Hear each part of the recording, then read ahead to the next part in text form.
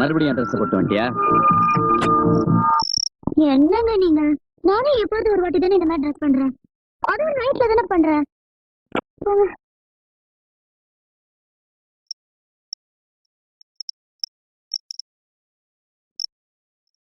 நான் ஒண்ணுமே சொல்லியாமா?